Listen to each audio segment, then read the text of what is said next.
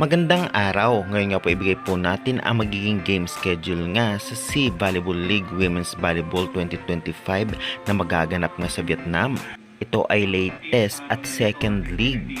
Saan ang venue at saan mapapanood? Kaya tapusin nyo ang video para sa mga latest update. And bago ang lahat guys ay nakikiusap naman po ako, please naman, huwag nyong kalimutan mag-like, comment, subscribe, and pa-hit the notification bell para lagi po kayong updated sa aking mga banggang video about sa volleyball dito sa Pilipinas. Maraming salamat sa suporta. Well, katatapos pa lamang nga ng first league sa SEA Volleyball League 2025 Women's Volleyball kahapon at nakilala na nga natin kung sino nga ba ang nag-champion. Thailand, nakuha ng silver naman ng Vietnam at syempre nakuha ng Alas Pilipinas ang bronze at fourth place ang Indonesia. Kaya naman excited na ang lahat kung mababago ba ang rankings ngayong second league dahil kitang-kita nga natin ang improvements ng every team at kung makakabawi nga ba ang Indonesia at mababago ang rankings, kaabang-abang ito.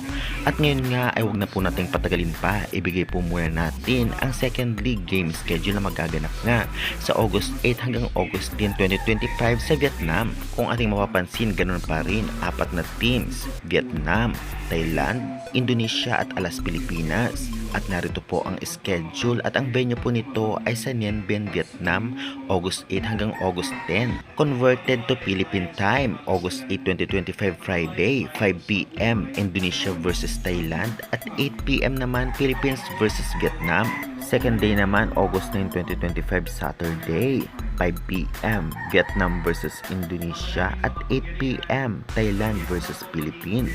At ang last day ng mga ganap August 10, 2025 Sunday, 5 p.m. Indonesia versus Philippines at 8 p.m. Vietnam versus Thailand.